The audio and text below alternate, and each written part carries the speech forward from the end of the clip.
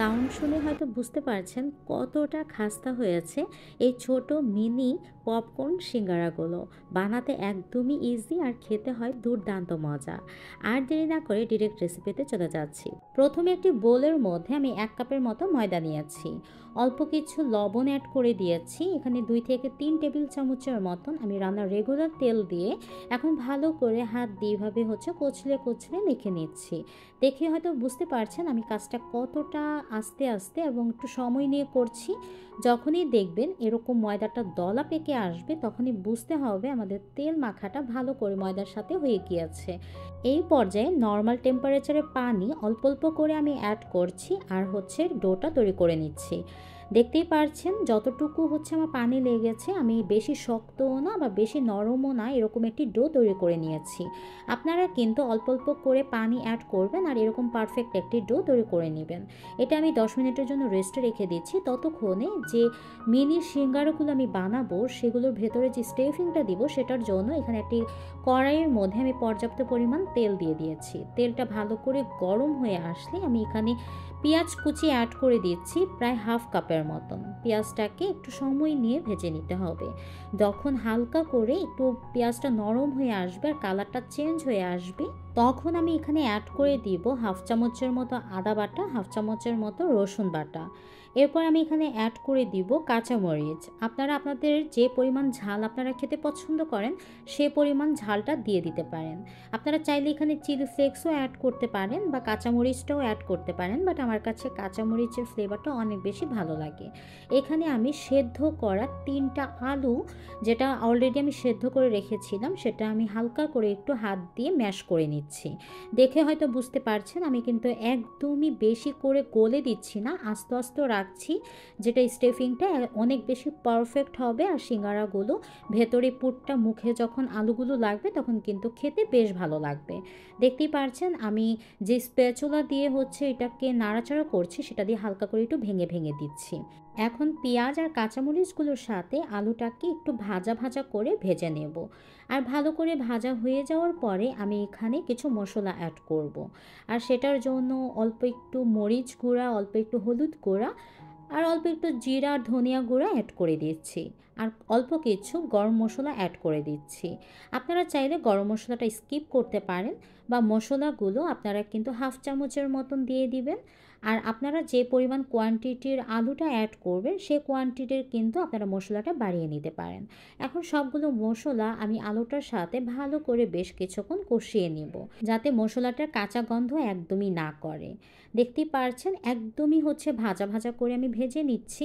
আর এই পর্যায়ে আমি একটু চেখে দেখেছি, আমার কাছে লবণটা কম মনে হয়েছে, তাই আমি এখানে অল্প একটু লবণ অ্যাড করে দিয়েছি। এখন লবণটা অ্যাড করার পরে আমি হালকা করে আরও কিছুক্ষণ ভেজে নিচ্ছি। ভেতরে পুরটা একদম পারফেক্টভাবে রেডি হয়ে গিয়েছে। লাস্ট পর্যায়ে আমি কিছু ধনিয়া পাতা দিয়ে এটাকে আরও কিছুক্ষণ মিশিয়ে নিচ্ছি। আর ততক্ষণে কিন্তু আমার ভেতরে পুরটা একদমই পারফেক্টভাবে রেডি হয়ে গিয়েছে। দেখতেই পাচ্ছেন আমার মিনি সিঙ্গারার জন্য ভেতরে স্টাফিংটা একদম পারফেক্টভাবে রেডি হয়ে গিয়েছে। আমি কিন্তু একদমই বেশি মশলা এখানে অ্যাড করিনি, বাট এই স্টাফিংটা কিন্তু খেতে দুর্দান্ত মজা হয়ে থাকে। এখন রেডি হয়ে গিয়েছে, আমি একটি বাটিতে উঠিয়ে রাখছি। আর ততক্ষণে কিন্তু আমার যে ডোটা আমি তৈরি করেছিলাম সেটা কিন্তু একদম পারফেক্টভাবে রেডি হয়ে গিয়েছে। ডোটা কিছুক্ষণ রেস্টে থাকার কারণে যথেষ্ট সফট হয়ে গিয়েছে, দেখতেই পারছেন। এখন আমি যে কয়েকটা ছোট ছোট সিঙ্গারা বানাবো সে কয়েকটা ছোট ছোট লিচি করে নিচ্ছি। এভাবে ছোট ছোট বল করে নিলে দেখা যাবে খুব ইজিভাবে আমি সিঙ্গারাগুলো তৈরি করে ফেলতে পারবো। এখন ছোট একটি লিচি নিয়ে এভাবে আমি উপরটা অ্যাব্রো থ্যাব্রোই থাকবে, কোনো প্রবলেম নেই, উপরে কিছু ময়দা ছিটিয়ে আমি অল্প কিছুক্ষণ বেলে নিচ্ছি। এভাবে একটু লম্বাটে করে একটু বেলে নিচ্ছি। সাইড দিয়ে একটু আঁকাবাঁকা থাকলে কোনো প্রবলেম নেই। দেখতেই পারছেন, চেষ্টা করবেন একদমই পাতলা করে বেলতে, তাহলে দেখা যাবে সিঙ্গারাগুলো খুবই খাস্তা হবে। দেখতেই পারছেন এভাবে আমি একটু লম্বাটে করে একদম পাতলা করে বেলে নিচ্ছি। আর যথেষ্ট পাতলা হয়ে যাওয়ার পরে আমি ছুরি দিয়ে 2টা পার্ট করে নিচ্ছি এবং এই 2টা পার্ট দিয়ে কিন্তু আমি 2টা মিনি সিঙ্গারা তৈরি করে ফেলবো। এই সিঙ্গারাগুলো দেখতে যতটা কিউট হয়, খেতে কিন্তু অসম্ভব মজা। এরকম মিনি সিঙ্গারাগুলো আপনারা যদি বাসায় একবার হলেও তৈরি করেন, তাহলে আর কখনোই হোটেল থেকে সিঙ্গারা কিনে এনে খাবেন না, আমি জাস্ট গ্যারান্টি দিয়ে বলতে পারি। দেখতেই তো পেরেছেন যে দুটো কোণা ছিল সিঙ্গারা, সেটা আমি লাগিয়ে মাঝখানে যে জায়গাটুকু ছিল সেগুলো পুর দিয়ে উঁচু পার্টটা নিচু পার্টের যে জয়েন্টের জায়গায় মাঝ বরাবর আমি বসিয়ে দিয়েছি, এবং মাঝ বরাবর ধরে আমি দুটা কোণা একত্রে লাগিয়ে দিব। দেখে হয়তো বুঝতে পারছেন আমি কিভাবে মিনি সিঙ্গারাগুলো তৈরি করে নিয়েছি। সিঙ্গারার এই ফোল্ডটা কিন্তু অনেকটা ইম্পর্টেন্ট, এবং একটু লক্ষ্য করলে কিন্তু আপনারা বানিয়ে নিতে পারবেন খুবই সহজভাবে। দেখতে কতটা কিউট হয়েছে তাই না? এগুলো দেখতে অসম্ভব সুন্দর হয়ে থাকে। আমি সেম প্রসেসে সবগুলো মিনি সিঙ্গারা বানিয়ে নিয়েছি। আশা করছি আজকের সিঙ্গারার ফোল্ডটা দেখলে আপনারা খুবই সহজভাবে সিঙ্গারা বানানোর ফোল্ডটা বানানো শিখে যাবেন। দেখতেই পাচ্ছেন আমি সেম প্রসেসে সবগুলো মিনি সিঙ্গারা বানিয়ে নিয়েছি। এই পর্যায়ে কিন্তু আপনারা এরকম সিঙ্গারা বানিয়ে ফ্রিজিং করেও কিন্তু রেখে দিতে পারেন প্রায় মাস জুড়ে। যখনই সিঙ্গারাগুলো খেতে মন চাবে তখনই আপনারা ডিপ ফ্রিজ থেকে 10 থেকে 15 মিনিট আগে বের করে নর্মাল হয়ে আসলে তখনই কিন্তু তেলে ভেজে এরকম মজাদার সিঙ্গারাটা খেয়ে ফেলতে পারবেন।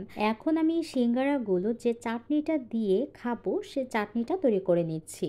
এখানে আমি তেঁতুল নিয়ে নিয়েছি প্রায় 2 থেকে 3 কোয়ার মতন, আপনারা যেটাই বলেন না কেন, সেটা আমি এখানে নিয়ে অল্প একটু পানি দিয়ে ভালো করে কাঠটা বের করে নিচ্ছি। দেখতেই পারছেন এভাবে কচলে কচলে আমি সবগুলো তেঁতুল থেকে কাঠ বের করে নিয়েছি, এবং এখানে আর আমি বেশি পরিমাণে পানি অ্যাড করব না, অল্প কিছু পানি অ্যাড করেই হচ্ছে কাঠটা বের করে নিচ্ছি। একটু গাঢ় যাতে থাকে সেভাবেই হচ্ছে আমি কাঠটা বের করে নিব।